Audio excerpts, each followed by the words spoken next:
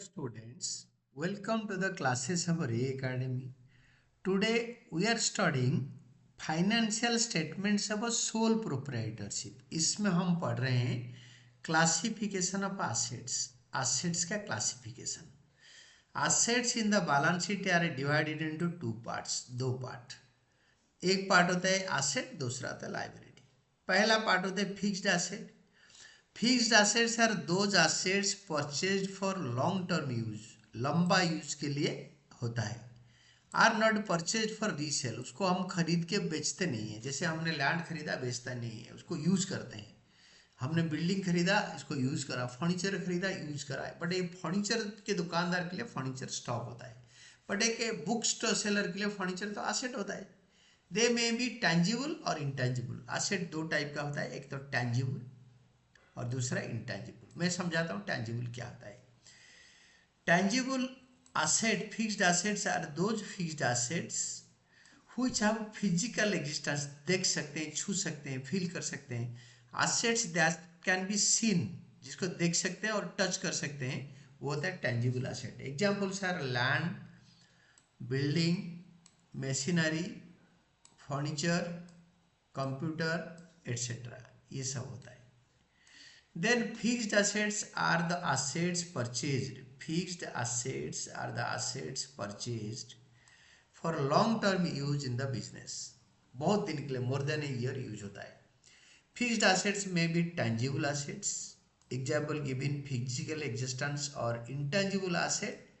Intangible asset not having physical existence. उसका physical existence नहीं है. हम देख नहीं सकते, छू नहीं सकते, but फील कर सकते हैं. तो now see what are intangible fixed assets. Intangible fixed assets होता क्या है? Intangible fixed assets are those fixed assets which do not have physical existence. जिसको हम physically देख नहीं सकते, छू नहीं सकते. Assets that cannot be seen or touched. उसको छू नहीं सकते, देख नहीं सकते. Examples are goodwill, patents, trademarks, computer software और ये कॉपीराइट एट्सेट्रा. नोट में दिया है fixed assets tangible are shown in the balance sheet at cost less depreciation, while fixed assets intangible are shown at cost less amortisation. जो fixed asset के ऊपर घटने का जो सवाल होता है that is depreciation, depletion, depreciation और डिप्लेशन और obsolescence. Machinery less depreciation, but goodwill less amortization. Goodwill amortize होता है. तो difference between tangible asset and intangible asset. Tangible और इंटेंजिबल एसेट का डिफरेंस क्या है? Difference between tangible asset and intangible asset. तो इसका basis of difference, basis tangible fixed asset, intangible fixed asset. क्या क्या डिफरेंस होता है? वन होता है फिजिकल एग्जिस्टेंस. फिजिकल एग्जिस्टेंस में आता है tangible assets are assets having physical existence. Tangible asset का फिजिकल एग्जिस्टेंस होता है. Example of tangible asset land, building, plant, machinery etcetera. Whereas intangible fixed assets में फिजिकल एग्जिस्टेंस नहीं होता है. Intangible assets are fixed assets that do not have physical existence. उनका physically कोई existence होता नहीं है. एग्जाम्पल होता है goodwill, patents, trademarks etcetera. Second होता है डेप्रिसिएशन और amortization. टैंजिबल फिक्स्ड एसेट में टैंजिबल फिक्स्ड एसेट डेप्रिशिएट होता है, whereas intangible fixed assets are amortised. इसको बोलते हैं, इसका वैल्यू गिरने को बोलते हैं अमोर्टाइजेशन इंटेंजिबल का, और टैंजिबल फिक्स्ड एसेट का बोलते हैं डेप्रिसिएशन. देन थर्ड होता है रिस्क ऑफ लॉस. लॉस होने का रिस्क. टैंजिबल फिक्स्ड एसेट में these are may be lost in an accident. ये एक्सीडेंट में लॉस हो सकता है. बट इंटेंजिबल फिक्स्ड एसेट्स में these assets cannot be lost in accident. cannot be lost, ये एक्सीडेंट में लॉस होता नहीं, ये तो मतलब इंटेंजिबल होता है. Acceptance as security. इसको गिरवी रख के पैसे उधार ला सकते हैं. तो इसमें टेंजिबल फिक्स्ड एसेट्स होता है lenders accept such assets as a security for providing loan. Loan देने के लिए लेंडर, उधारदाता, बैंक्स वगैरह जो लेंडर्स होते हैं, they accept such assets as security for providing loan. Loan provide करने के लिए देते हैं। Whereas intangible fixed assets में lenders usually do not accept these assets as security for providing loan. Loan provide करने के लिए इसको सिक्योरिटी की तरह एक्सेप्ट नहीं करते। Then comes about your investment. Investment में investments are capital expenditure normally incurred on purchase of securities. Security होता है shares, debentures, bonds etcetera to earn dividend. जो इसको हम खरीदेंगे शेयर, डिविडेंड मिलेगा, डिवेंचर पे इंटरेस्ट मिलेगा, बॉन्ड्स पे इंटरेस्ट मिलेगा एंड अदर रिटर्न्स, दूसरे टाइप का रिटर्न भी मिलेगा। Investments are shown separately in the balance sheet. Balance sheet में अलग से हेड में दिखाया जाता है। There is another category of called assets called fictitious assets.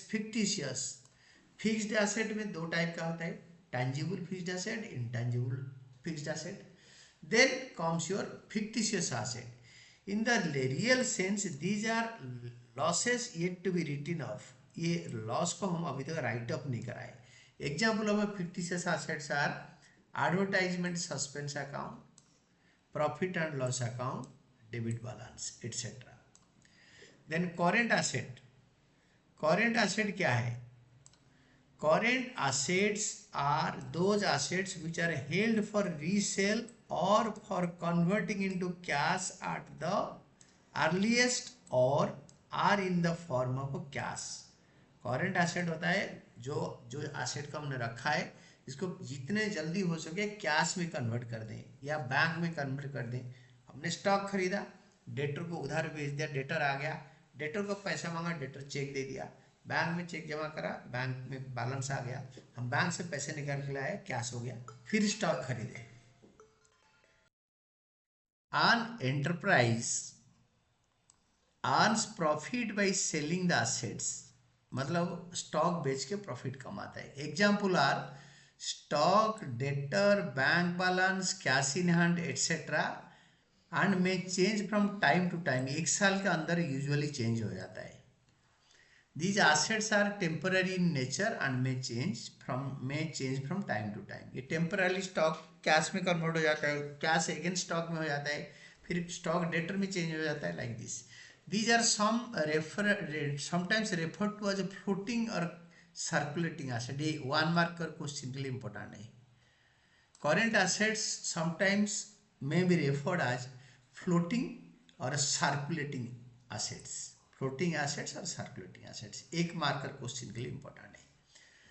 तो current assets short in short क्या होता है? Current assets are the assets that are held by the enterprise for conversion into cash within 12 months from the date of a balance sheet. Current assets are the assets that are held by the enterprise for conversion into cash. Current asset cash में conversion के लिए company hold करता है या enterprise hold करता है within 12 months from the date of balance sheet. Balance sheet के date से एक नेक्स्ट डेट आने तक बैलेंस शीट का यानी 12 महीने के अंदर फॉर्म चेंज कर देता है या कैश में कन्वर्ट हो जाता है।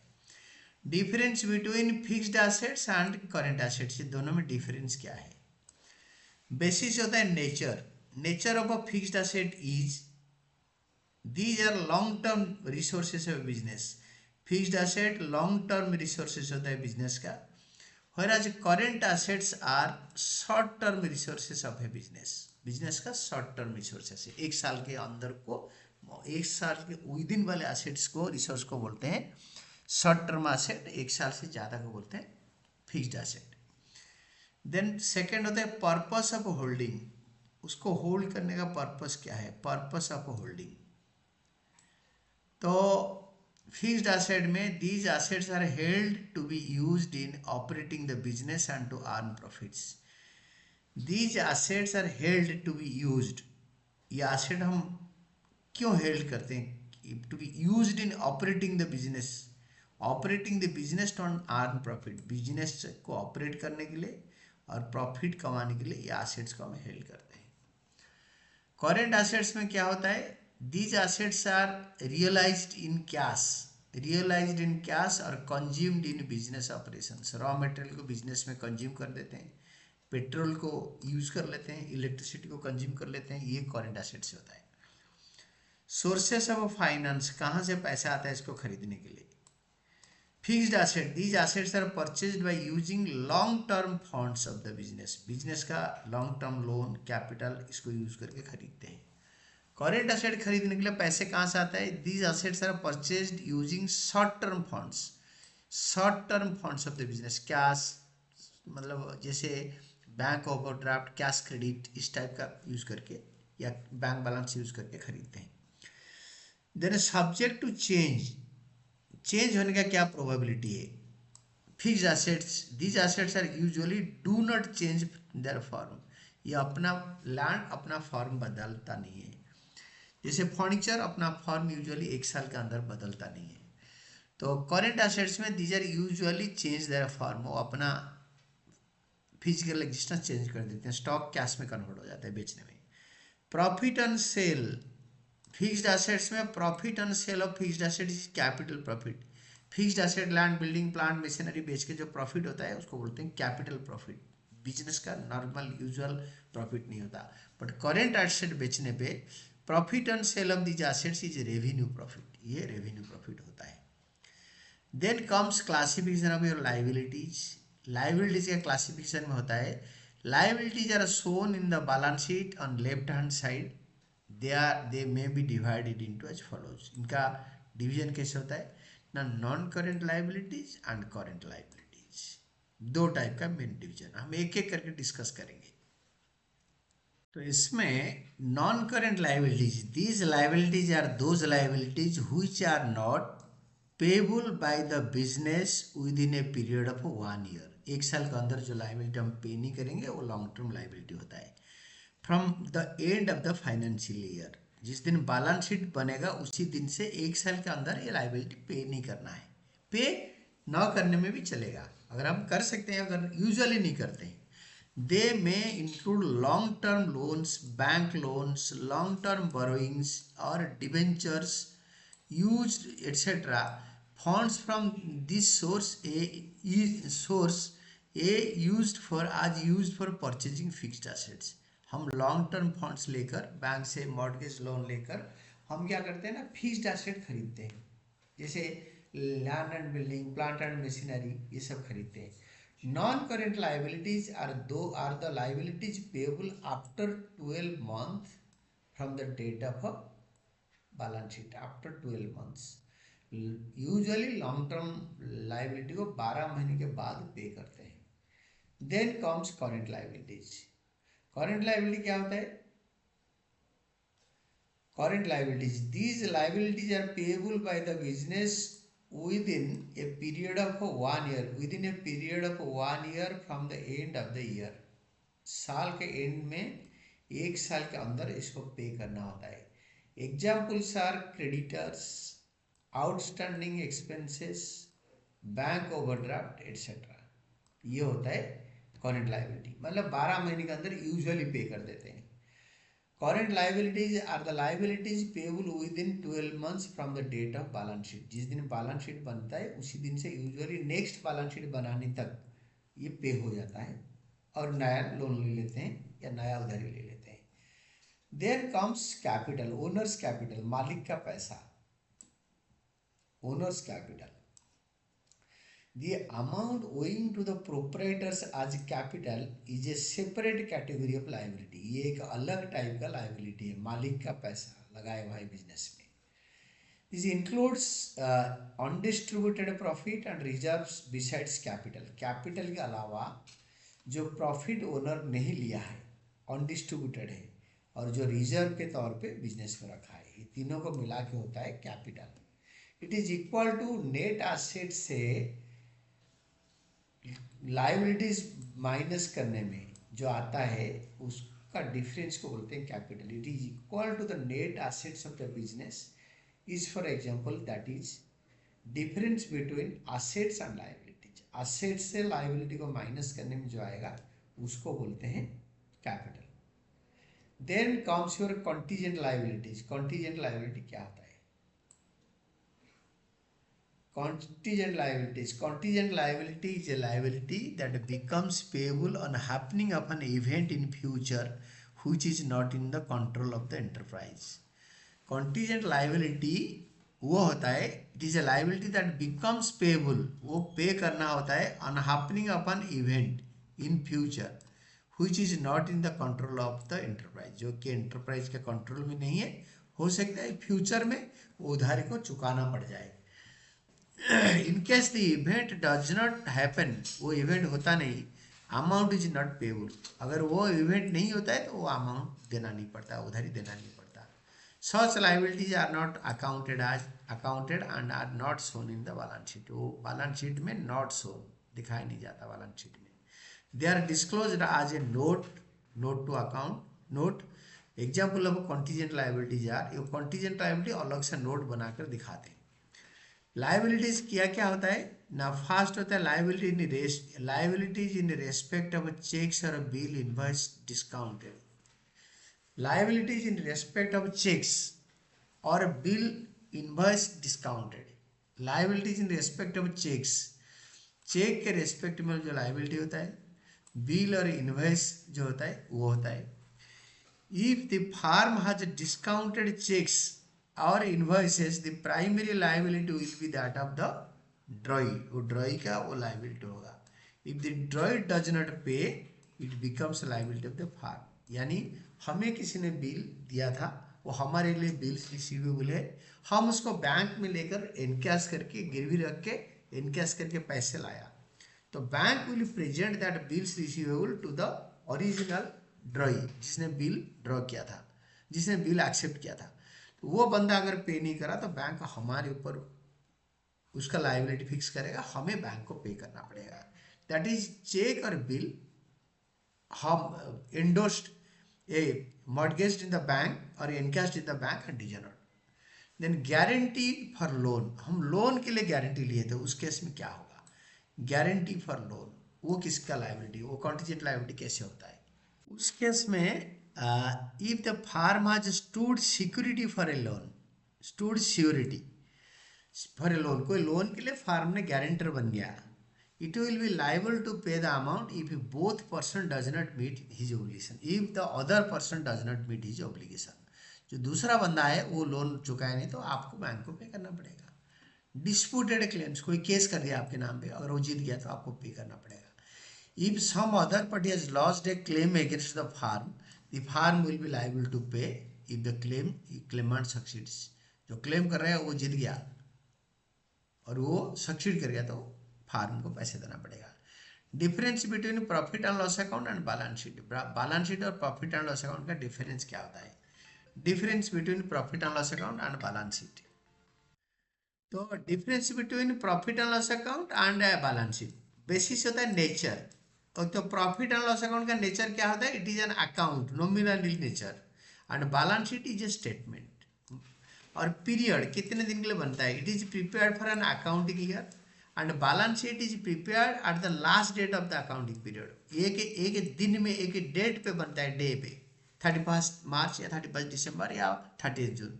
और ये के पीरियड के लिए, महीना यूजुअली एक साल के लिए बनता है. थर्ड होता है recording. It records incomes and expenses. It records incomes and expenses. ये खर्चा, it records incomes and expenses, income and expenditure को रिकॉर्ड करता है. And balance sheet records asset and liability, ये एसेट एंड लायबिलिटी को record करता है. Then fourth होता है प्रॉफिट और फाइनेंशियल पोजीशन. तो profit and loss account it shows the financial performance of the business, profit earn और लॉस इनकर्ड, चाहे प्रॉफिट अर्न हुआ है या लॉस इनकर्ड हुआ है बिजनेस का. देन बैलेंस शीट में it shows financial position of the business, ये बिजनेस का फाइनेंशियल पोजीशन दिखाता है. देन फिफ्थ में account.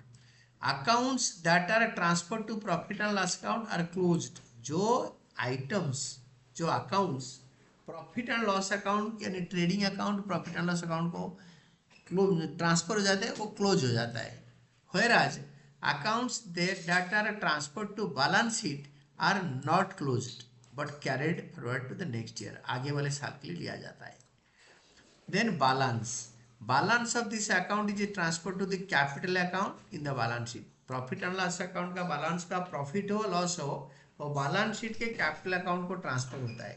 Whereas balance of the statement becomes the opening balance for the next period. Next period का opening balance होता है. Then पढ़ेंगे हम financial statements of final accounts.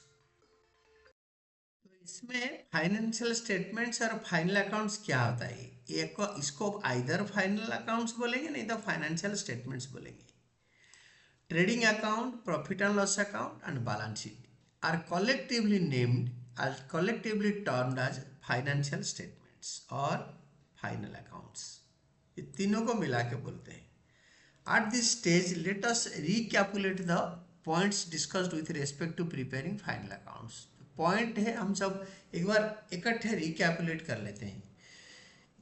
First होता है trial balance if not given should be prepared to ensure that the total of two sides debit and credit are matching. Trial balance का दोनों side match कर रहा है. Second होता है if trial balance does not match the difference is placed under the head suspense account. अगर दोनों trial balance match नहीं कर रहा, जो डिफरेंस आता है डेबिट या क्रेडिट कॉलम में, तो उसको सस्पेंस अकाउंट में लिख देंगे. In the side with lesser total, जो कम टोटल जिसमें है शॉर्टेज है वहीं पे लिखेंगे. सस्पेंस अकाउंट में हम डेबिट और क्रेडिट बैलेंस, वो डेबिट साइड में गैप आ सकता है, क्रेडिट साइड में गैप आ सकता है. And accordingly placed in the asset side और liability side of the balance sheet. अगर डेबिट साइड में गैप आया सस्पेंस अकाउंट 10,000 तो बैलेंस शीट का असेट में लिख देंगे. अगर लायबिलिटी साइड में गैप आया तो बैलेंस शीट का लायबिलिटी में लिख देंगे. देन थर्ड होता है entries. Entries in the trial balance are shown in trading account और P&L अकाउंट और बैलेंस शीट. ट्रायल बैलेंस का सारे आइटम्स आइदर ट्रेडिंग अकाउंट और P&L अकाउंट और बैलेंस शीट में दिखाया जाता है. Fourth, adjustments items given outside the trial balance are shown at two places. जैसे क्लोजिंग स्टॉक ट्रेडिंग अकाउंट के क्रेडिट में आएगा, बैलेंस शीट का एसेट में आएगा. once in the trading account or profit and loss account and once in the balance sheet. following dual aspect concept. dual aspect concept follow करके दो जगह पे दिखाया जाता है. ट्रायल बैलेंस वाला आइटम एक ही जगह पे दिखाया जाता है. For example closing stock is shown in the credit side of the trading account and asset side in the balance sheet. Then fifth, it should be determined whether entries or items on the credit side of the trial balance are incomes or liabilities or capital. Incomes, liabilities or capital, तीनों से कुछ हो सकता है.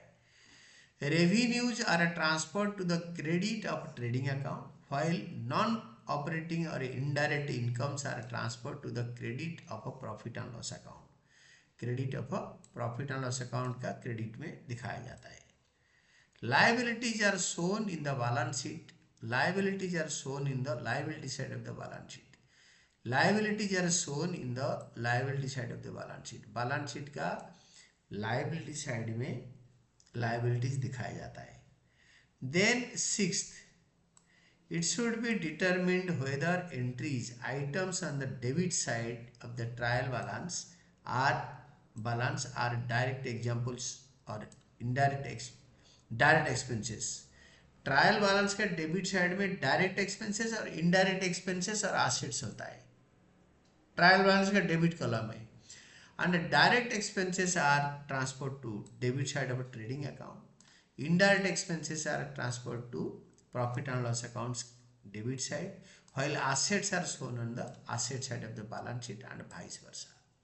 Trial balance के credit में जो होता है ट्रेडिंग का इनकम में सेल्स दिखाया जाता है. इनकम मतलब ट्रायल बैलेंस का क्रेडिट कॉलम में जो सेल्स होगा ट्रेडिंग अकाउंट के क्रेडिट में आएगा. जो any other income, rent received, dividend received, this मतलब कमीशन रिसीव्ड, ये प्रॉफिट एंड लॉस अकाउंट के क्रेडिट कॉलम में आएगा. और जो लायबिलिटी और जो क्रेडिट आइटम होता है कैपिटल एंड क्रेडिटर्स वगैरह बैलेंस शीट का लायबिलिटी में आएगा. Remember that total of two sides of the balance sheet should match. Balance sheet का दोनों साइड मैच करेगा. And this is all about the theory of all items in the balance sheet.